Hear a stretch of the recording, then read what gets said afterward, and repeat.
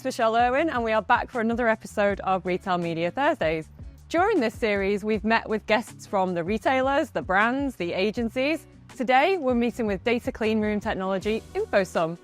Our guest is Lauren Wetzel, who is joining us from the US. Lauren, welcome to the UK. Oh, thanks for having me. No, thank you for joining us for Retail Media Thursdays. Do you want to introduce yourself and InfoSum to begin with? Yeah, so Lauren Wetzel, Chief Operating Officer at InfoSum. I've been there for almost 4 years. In that capacity, I lead strategy, I lead business development, which is all of our partnerships, our services team, marketing team, and InfoSum. So InfoSum is in the data cleanroom space. We're data collaboration infrastructure. So we work with companies like retail media networks who have data, and we really ensure via privacy-enhancing technology that they can collaborate effectively without handing over the data to a partner, without losing control of that data. And so we've helped our clients launch really innovative advertising products. So we've been mostly focused in marketing and advertising, although there's also a lot of applications outside of marketing and advertising. So just think of it as great technology that helps whenever you have data so that you maintain control, but you can do a lot of innovative things that us as consumers would want. Better content, better advertising experiences, more engaging, enriching experiences. So all of the relevance that comes with data, but protected because privacy is so incredibly important. And you did just tell me off camera that you were a client. So when you say it's a great product, you have real life experience of that. Exactly. Yes. Yeah. Bought it, invested in it. And then I think the ultimate investment is wherever you spend your, Monday through Friday and your time and energy. And yeah, I've loved being here. And I've just loved seeing the market sort of respond to it. Like when I was a client, it was decentralized, data collaboration infrastructure, it was privacy enhancing technology, but you didn't call it the data cleanroom category of this space. And just seeing, a lot of other companies pop up and their data cleanrooms, people embracing the notion of it. It's been watching a category form. Yeah. And back to retail media, it's also been at the same time that CTV's surging, new measurements coming out, retail media and commerce media more broadly. So it's just a really good space to be in, good time to be in, kind of connects you across the other trends of the industry. Yeah, exciting times, and we'll come on to a lot of those topics shortly. But before that, we have a standard question. So what's been your peak of the week, personally or professionally? So it was this morning. I mean, I'm a little jet lagged. So it's never sort of day one of being here, which I do red eye and I go straight into meetings back to back. But this morning I had a lovely breakfast, and it's where professional meets personal because it was the greatest cappuccino of my life. And I love coffee. And then the meeting was probably, I'll give the rest of the week a fair shot, but it's probably the best meeting of the week with our current investor and a board member of InfoSum, and he's just a lovely person. And so it was just a great breakfast meeting all around. Very good. And which pub are we in, and why did you choose it? We are in one of two locals, as you say here, spots for InfoSum. This is the Grafton Arms. The reason I selected it is, number one, it's really close to the office, so I can get back and get to meetings, but not here in this sort of area, but if you actually go through it, they have doggy portraits. Oh. And I'm obsessed with dogs. I have a dog. His name is Debo. And they are like full portraits with, regal attire, but just a cute doggy face. Oh, that's always a good reason to choose a pub. In fact, there's no other reason to choose one. Yeah. Well, I wish we could have had nicer weather for you, especially given that we're outside. But anyway. No. Well, New Yorker, I'm used to the cold, and we've kind of had the same thing going.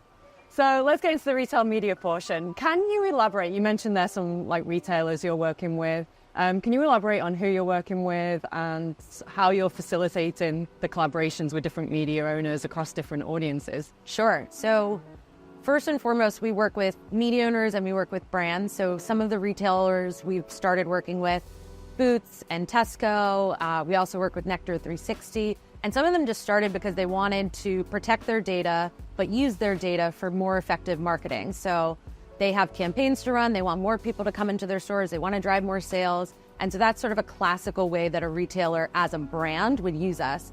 Now that retailers are also fueling their data to help drive more effective advertising for partners, what's really been unique and interesting is when we work with media owners, it's so that they can use their understanding of their audience and launch more innovative ad products. So think of ITV, which has the amazing ITVX streamer.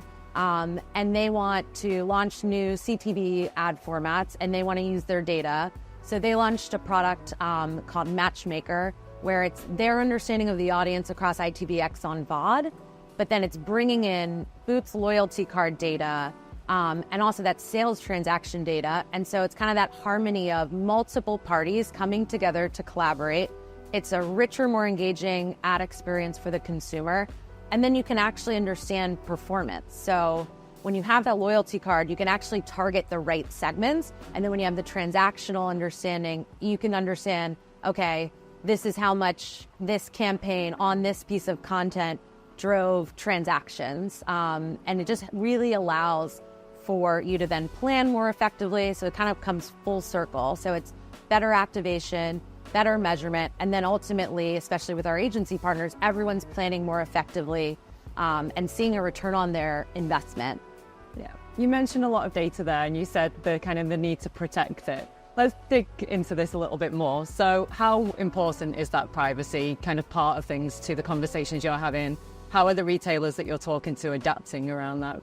Yeah, I think first, for me personally, privacy and caring for privacy is paramount. It's sort of my why. I think everyone in your career should have a why. And our industry got entirely careless with the need to use data to drive better advertising, but not understanding the really critical need to protect consumers' data. And so we've seen regulation come out. We've seen big tech sort of react to it. And right now, privacy is no longer just like a fringe little department as a part of these larger marketing and, retail companies, media owner companies. Privacy is a critical function. Privacy is driving change. And I think the other thing that's important is it used to be that, you could get one and not the other. Like you imagine bringing the privacy teams together and you're thinking about privacy and that's some sort of a detriment, or it's going to stall your business. It's going to slow things down. There's a lot of paperwork involved, but it's really not, because it's protecting that relationship with the consumer. So if you're a part of a loyalty card program at, say, Boots, and you trust Boots and they have a certain understanding of who you are, and then they want to use that data, you want to understand what they collected, what you're doing with it. You want to ensure that Boots is not handing over data just to run a more effective advertising campaign or sell their own advertising. And so I think consumers are just more aware of it.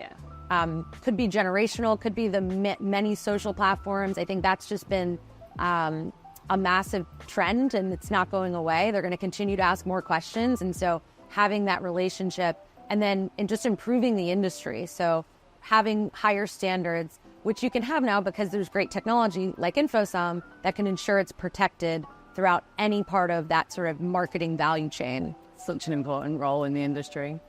Yeah, and I wish the U.S. would catch up a little bit on some of the regulation. We got 16 states right now. Maryland, which is actually where I'm born and raised, is the latest state that just rolled out some legislation, and there was a federal bill that's being put up. But it is nice to be in Europe, where GDPR has now been around for 5+ years. And so to your other question, how are they embracing it, or are they taking it seriously? Every customer of InfoSum is taking it seriously, and they're reading the fine print, and they're asking the tough questions, and they're bringing in compliance teams and InfoSec teams and lawyers earlier.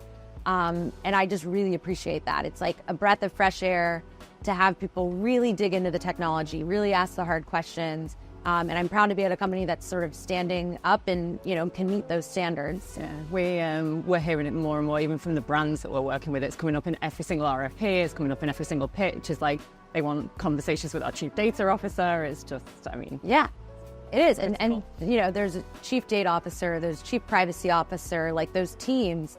That's my pitch to people getting into their careers. It's just like, this is a really interesting area. Data will always be an essential fuel to drive so many businesses. Advertising, of course, better healthcare, better decisions. And so I think it extends even beyond marketing. Advertising extends beyond retail media. We wouldn't have like a retail media sector or commerce media sector if it wasn't for data and if it wasn't for ensuring you're protecting it. Yeah, 100%. So back to the retail media portion of this, and you mentioned ITV there. So yeah. I think connected TV, like growing in the US, but probably still not quite living up to its potential. What opportunity is there for these retail media, retailer and CTV collaborations, and how's that going to improve kind of ad quality and overall audience targeting? I think every partner that you just described is bringing something unique to the table. And so people are watching more content that they ever have before, and they want it on their time, whenever, however, binge watch or not. And so I think those media owners and the CTV providers are an essential part of that content and that audience access. Yeah. But at the same time, they don't have transactional data. Some do, not all do. They don't have a comprehensive 360 view of the client outside of streaming. And so I think it's about, number one, always having a very clear understanding of your consumer so that you can have better, more effective targeting. And that's at the onset. That's at planning. That's at just like, who's your consumer? And it's that connection point, right? Of like, what are they watching and when are they watching? But then what is that doing? If you catch them with a great advertisement, at midnight, does that drive a specific, purchase decision, or is it better to reach them in the morning? I think that link is really important to drive commerce and to help make decisions. And everyone just wants to better understand a return on investment. So measurement's really important. And so I think when we first saw CTV, it was like same old types of ads, and just the basics of sort of taking what happened on television and trying to replicate it. I think over the past couple of years, the reaction of not living up to the hype is, okay, well, now we're going to partner with retailers. Now we're going to do shoppable ads. How are we going to drive, really effective measurement that's not just based on demos, but that's based on sales uplift? And so I think that's the innovation that CTV and retail can kind of bring together that makes CTV more effective, but also still leans into the fact that the audiences are growing there. We're still going to get more content. And I think there's a lot of interesting things that are still to come. Yeah, I agree. We actually had a roadmap session this week with Amazon, and it's all streaming TV, connected TV. It's definitely where the leader's thinking about it, and I'm sure everybody else will follow. Of course. I mean, they've done such a great thing for the industry to showcase how from, an online bookstore to expand into this booming advertising business. And now you see Uber as a commerce media network. Now you see sports media networks, travel networks. Yeah. United Airlines has a really burgeoning media business, which is coming. And I just think that's so exciting for us. That's just more clients. Yeah. There's more data, there's more collaborations, there's more parties coming together. And I think that's really unique and interesting, which is you're starting to see partnerships you wouldn't normally see. Like when you have technology that allows you to partner effectively, launch new products, and where you can trust the party because you're not giving up control.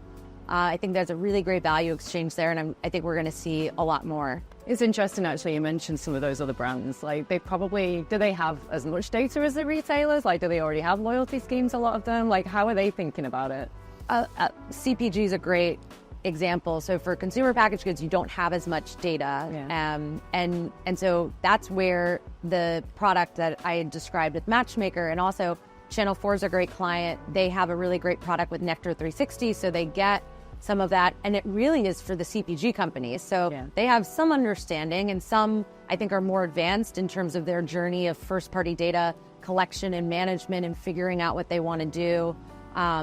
Pepsi's a great client, and they have an incredible data science and insights team, and they've been really hard at work at this for a while. But we're seeing like over 122% uplift on that collaborative Nectar 360 Channel 4 product for the CPGs. Mm-hmm. And so even though you have a little bit of data, when you have a good understanding of your audience that's coming from Channel 4 and a good understanding of the shopper category that they sit in, as well as transactions from Nectar 360, that's just pun intended, match made in heaven. Do you think with these CTV and retail media relationships, we're going to start to see even more silos in this world of walled gardens that are already siloed? I don't think that. I think actually when you have this type of technology, you can create fluidity across. So yes, there's going to be your social platforms and walled gardens, but when you have the type of technology that allows you to collaborate, and we are talking walled gardens, and we do have integrations and activations into walled gardens, and for our clients who are taking advantage of that, that means they have their own environments, they have their partner environments. So again, using ITV, they've got obviously their own, CTV products, and then they have these partnerships with the retailers, and so there's collaboration there. And then there's collaborations on the social channels. So all of a sudden you're getting kind of more fluidity across. And so even though I think there will be more, call it walled gardens, with the likes of more commerce networks coming to be and utilizing their data, I also think when you have privacy enhancing technology, you can be comforted by the fact that you can trust those partners, and that's just better for the end buyer, who are the brands who are spending, for the agencies that support them. That's what, frankly, everyone's been wanting. They want to understand how they can reach their consumers across all these channels, how that performs, and then how that changes what they're going to do the next day and plan for the next year. And so I think you can kind of see that full funnel and range of services to meet your consumer where you're at for whatever the objective is, whether that's to drive sales, whether that's just to engage, whether that's to have a repeat customer or find a new one. I just think that the possibilities are there thanks to, really, really important privacy technology and taking that very seriously. Yeah. I agree. I read an article where they're now being defined as the hedged gardens because they are kind of sharing data. And I've heard community gardens, hedge gardens. I like that. So many partnerships now being formed. It's good for the industry. It is. So I think the other kind of big topic that we haven't touched on yet is measurement. So in this world where we've got all of these partnerships and all of these different channels, like what's the approach there? Like how are people thinking about that as they move forward across the different channels? I think everyone's thinking about it. I think it's faced a lot of criticism. I think the number one critique has just been standardization. And I think it's what you said earlier, which is not everyone has the same data assets. And so not everyone's going to be able to offer the same measurement that's available. And so on one hand, you get more flavors of measurement, but that's not for everyone. And so you need data collaboration and partnerships to sort of be able to offer those different flavors of measurement to your partners and to your clients. I think we're seeing more standards. I think it was the IAB Europe just released like this week or maybe a month ago. There's a couple articles on it this week that I was digging through, new standards. And so when you have these new channels and you have different data that's fueling different flavors of measurement, you just need standards, metrics. You need to make it easy for a brand if they're buying in one channel and they expect a certain type of measurement that they can then have that same level of expectation, because then that helps their decisions be a little bit more apples to apples and helps them to, more effectively allocate their spend. So I think there's a ton of possibilities. My criticism would be standardization. I think we still have a lot more work to do. And it's just partnerships. Like InfoSum has great measurement capabilities within our platform, but there's amazing companies that just do measurement and that's all that they do. And we are open to integrations with those companies. We have companies that do their sort of own work, but I do think we need the industry to sort of digest those new standards, make it easy, just like they did when digital ad formats first came out, and just as they're doing, frankly, with data clean rooms, which is just, not all data clean rooms are created equal. What's the real technology? What are the standards? What does that mean in terms of compliance with GDPR? Yeah. You have to answer those questions whenever you're forming something new. And I think with the formation of commerce media and retail media networks, you're just going to need standards across measurement. Yeah. Cool. Well, that comes to the end of our retail media questions. This was delightful. We always have, though, a quick fire round. Oh. Which I know whoever wrote the questions for me gave me some options, but we're not going to ask any of those because we like it to be a surprise. Okay. So if you've I'm going to take a sip of my beer. Yeah, you might need one. So if you've ever watched a Retail Media Thursday before, whenever I interview anybody in the US or somebody comes over from the US, I always test them on how much they know English words.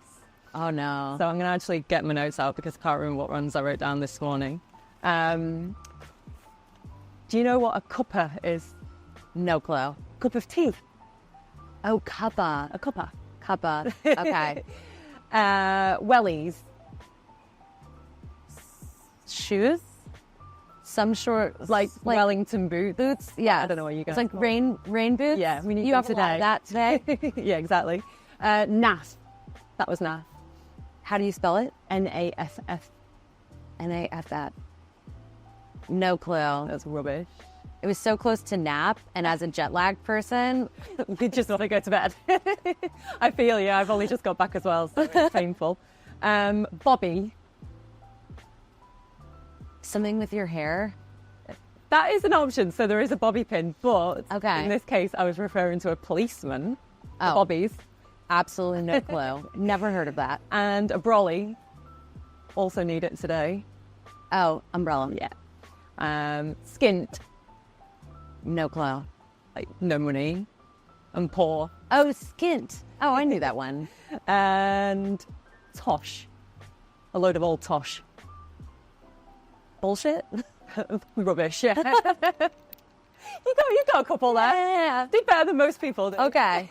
You made me very nervous, and I'll forgive people for not telling me that was coming. Well, thank you so much for squeezing us in while you're doing your flying visit to the UK. I'm appreciate it. So glad to be here. I love the segment. Cheers. Yeah, cheers.